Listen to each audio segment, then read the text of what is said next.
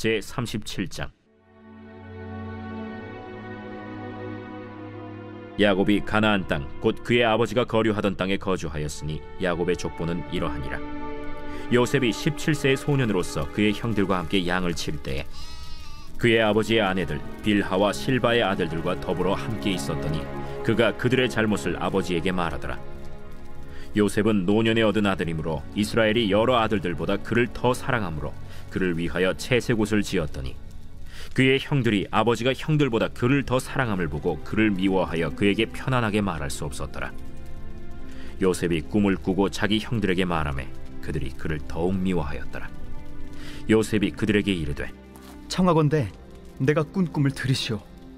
우리가 밭에서 곡식단을 묶더니 내 단은 일어서고 당신들의 단은 내 단을 둘러서서 절하도이다. 그의 형들이 그에게 이르되 내가 참으로 우리의 왕이 되겠느냐? 참으로 우리를 다스리게 되겠느냐? 그의 꿈과 그의 말로 말미암아 그를 더욱 미워하더니 요셉이 다시 꿈을 꾸고 그의 형들에게 말하여 이르되 내가 또 꿈을 꾼즉 해와 달과 11별이 내게 절하도이다. 그가 그의 꿈을 아버지와 형들에게 말하매 아버지가 그를 꾸짖고 그에게 이르되 내가 꾼 꿈이 무엇이냐? 나와 내 어머니와 내 형들이 참으로 가서 땅에 엎드려 내게 절하겠느냐? 그의 형들은 시기하되 그의 아버지는 그 말을 간직해 두었더라. 그의 형들이 세겜에 가서 아버지의 양떼를 칠 때 이스라엘이 요셉에게 이르되 내 형들이 세겜에서 양을 치지 아니하느냐? 너를 그들에게로 보내리라. 내가 그리하겠나이다. 가서 내 형들과 양떼가 다 잘 있는지를 보고 돌아와 내게 말하라. 하고 그를 헤브론 골짜기에서 보내니 그가 세겜으로 가니라. 어떤 사람이 그를 만난즉 그가 들에서 방황하는지라. 그 사람이 그에게 물어 이르되 내가 무엇을 찾느냐? 내가 내 형들을 찾아오니 청하건대 그들이 양치는 곳을 내게 가르쳐 주소서. 그들이 여기서 떠났느니라. 내가 그들의 말을 들으니 도단으로 가자 하더라. 요셉이 그의 형들의 뒤를 따라가서 도단에서 그들을 만나니라. 요셉이 그들에게 가까이 오기 전에 그들이 요셉을 멀리서 보고 죽이기를 꾀하여 서로 이르되 꿈꾸는 자가 오는도다. 자, 그를 죽여 한 구덩이에 던지고 우리가 말하기를 악한 짐승이 그를 잡아먹었다 하자. 그의 꿈이 어떻게 되는지를 우리가 볼 것이니라. 르우벤이 듣고 요셉을 그들의 손에서 구원하려 하여 이르되 우리가 그의 생명은 해치지 말자. 피를 흘리지 말라. 그를 광야 그 구덩이에 던지고 손을 그에게 대지 말라. 이는 그가 요셉을 그들의 손에서 구출하여 그의 아버지에게로 돌려보내려 함이었더라. 요셉이 형들에게 이르매 그의 형들이 요셉의 옷 곧 그가 입은 채색 옷을 벗기고 그를 잡아 구덩이에 던지니 그 구덩이는 빈 것이라 그 속에 물이 없었더라. 그들이 앉아 음식을 먹다가 눈을 들어본즉 한 무리의 이스마엘 사람들이 길르앗에서 오는데 그 낙타들의 향품과 유향과 몰약을 싣고 애굽으로 내려가는지라. 유다가 자기 형제에게 이르되 우리가 우리 동생을 죽이고 그의 피를 덮어둔들 무엇이 유익할까? 자, 그를 이스마엘 사람들에게 팔고 그에게 우리 손을 대지 말자. 그는 우리의 동생이요 우리의 혈육이니라. 하매 그의 형제들이 청종하였더라. 그때 미디안 사람 상인들이 지나가고 있는지라 형들이 요셉을 구덩이에서 끌어올리고 은 20에 그를 이스마엘 사람들에게 팔매 그 상인들이 요셉을 데리고 애굽으로 갔더라. 르우벤이 돌아와 구덩이에 이르러 본즉 거기 요셉이 없는지라 옷을 찢고 아우들에게로 되돌아와서 이르되 아이가 없도다. 나는 어디로 갈까? 그들이 요셉의 옷을 가져다가 순념소를 죽여 그 옷을 피에 적시고 그의 채색 옷을 보내어 그의 아버지에게로 가지고 가서 이르기를 우리가 이것을 발견하였으니 아버지 아들의 옷인가 보소서. 내 아들의 옷이라. 악한 짐승이 그를 잡아먹었도다. 요셉이 분명히 찢겼도다.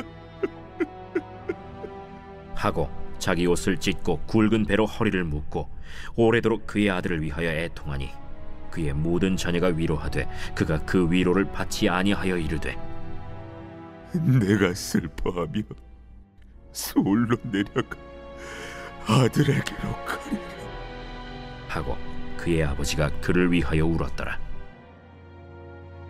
그 미디안 사람들은 그를 애굽에서 바로의 신하 친위대장 보디발에게 팔았더라. 창세기 37장을 시작으로 50장에 이르기까지 야곱의 11번째 아들 요셉이 중심으로 되어 이야기가 펼쳐집니다. 창세기를 많은 성경학자들이 12장에서 50장까지의 부분을 족장시대라고 구분을 짓고, 그리고 4명의 족장이 이 부분에 등장한다고 얘기를 합니다. 아브라함, 이삭, 야곱, 요셉이죠. 그런데 여기서 우리가 알아야 할 것이 있습니다. 4명의 족장, 이것은 창세기를 이해하기 쉽게 구분한 것 뿐이라는 점입니다. 창세기 12장에서 50장은 엄밀히 말하면 요셉의 이야기라기보단 야곱의 12아들들 이야기라고 말하는 것이 정확합니다. 그래서 창세기 37장에 요셉의 이야기가 시작이 되면서 성경은 다음과 같이 기술하고 있는 것입니다. 야곱이 가나안 땅, 곧 그의 아버지가 거류하던 땅에 거주하였으니 야곱의 족보는 이러하니라. 여기 야곱의 족보는 이러하니라 부분을 새번역 성경은 야곱의 역사는 이러하다라고 번역하고 있습니다. 그러니까 37장에서 시작되는 요셉이라는 인물의 이야기는 야곱의 아들 중 하나로서 그 의미가 있는 것이지, 야곱 이후에 또 한 명의 족장으로서 요셉이 등장하는 것은 아니라는 점을 우리가 알아야 하겠습니다. 무슨 이야기인가? 쉽게 말하면 하나님은 아브라함과 이삭과 야곱에게는 나타나셔서 그들에게 동일한 언약을 맺으셨어요. 내가 너와 내 후손을 축복하여 땅을 주고 모든 민족에게 복이 되게 하겠다. 너와 함께 하겠다. 이 약속은 아브라함, 이삭, 야곱 이 세 족장들에게 동일하게 주어졌습니다. 그러나 요셉에게는 이러한 약속을 따로 주신 적이 없습니다. 왜냐하면 요셉 때부터는 이스라엘의 12아들들로 약속이 확대되기 때문에 그렇습니다. 앞으로 성경을 읽다 보면 우리는 하나님이 자신을 소개하실 때 나는 아브라함의 하나님, 이삭의 하나님, 야곱의 하나님이라고 소개하시는 구절들을 보게 될 것입니다. 요셉의 하나님이라는 언급은 없어요. 그런 점에서 저는 4명의 족장이라고 이해하기 쉽게 구분하는 것은 이해는 하지만 더 정확히는 3명의 족장과 12아들 이야기가 창세기 12장에서 50장의 이야기라고 말씀을 드리고 싶습니다. 창세기 37장에서 50장을 읽을 때 우리가 이 부분을 요셉 스토리로 볼 것이 아니고 야곱의 12아들 스토리로 보는 눈이 필요하다고 여겨집니다. 자, 내용으로 들어가 보지요. 야곱은 그의 형 에서에 비해서 아버지의 사랑을 덜 받은 자였습니다. 성경은 이삭이 에서를 사랑하였다고 기록을 합니다. 큰아들만 편애한 것이지요. 그것은 동생 야곱에게 큰 상처였을 것이 분명합니다. 그런데 참 이상하게 그도 한 아들만 편애합니다. 그 대상은 바로 라헬과의 사이에서 낳은 요셉입니다. 요셉은 아버지의 사랑을 독차지하였습니다. 그리고 그것은 다른 형제들의 질투와 비난을 살 만한 이유가 되었지요. 더욱이 요셉은 하는 행동도 참 눈치가 없었습니다. 그는 다른 형들의 허물과 잘못을 아버지에게 쪼르륵 달려가 일러 바치곤 했습니다. 또한 하나님이 주신 꿈을 전혀 거르지 않고 그대로 형제들과 아버지에게 전하기도 했지요. 자신의 곡식단을 둘러서서 형들의 곡식단들이 절하였다는 꿈, 또 해와 달과 11별이 나에게 절하였다는 꿈도 자랑스럽듯 이야기합니다. 이런 요셉의 행동은 다른 형제들에게 질투를 넘어서 미움과 증오의 마음을 품게 하기에 충분했습니다. 이런 상황에서 형제들에게 미워하는 동생을 죽일 절호의 기회가 찾아옵니다. 요셉의 형들이 세겜에서 양떼를 칠 때 아버지 야곱이 요셉을 불러 형들의 안부를 확인하고 오라고 시킵니다. 이에 요셉은 세겜을 거쳐 도단까지 찾아가 형들을 만납니다. 형제들은 요셉이 가까이 오는 것을 보고 그를 죽이기로 계획합니다. 그리고 아버지 야곱에게 꾸며댈 이야기까지 만들어내지요. 악한 짐승이 그를 잡아먹었다고 하자. 장자 르우벤과 넷째 유다는 대놓고 이 악한 계획에 반대하지는 않았지만 다른 형제들의 계획을 계속하여 만류합니다.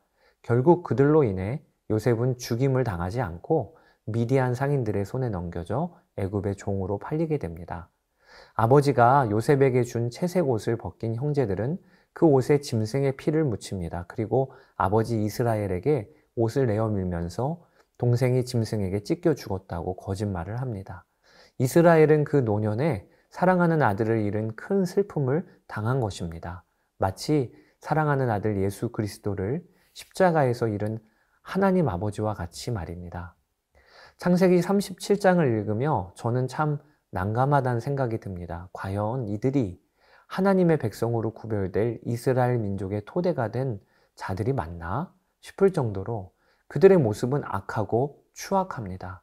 아버지의 사랑을 혼자 독차지하면서도 다른 형제들의 마음을 전혀 읽지 못하는 요셉도 마냥 순수했다고 여기기에는 17살이라는 그의 나이는 결코 어린 나이만은 아니었습니다. 타인을 생각하지 않는 이기심으로 가득한 자였던 것이지요. 또 질투에 쌓여 자신들의 형제를 죽이는 일에 주저함이 없었던 다른 형제들의 포악함과 잔인함은 또 어떻습니까? 그런 그들임에도 불구하고 하나님은 아브라함, 이삭, 야곱에게 하셨던 언약을 이루시기 위해 지금 일하고 계신 것입니다.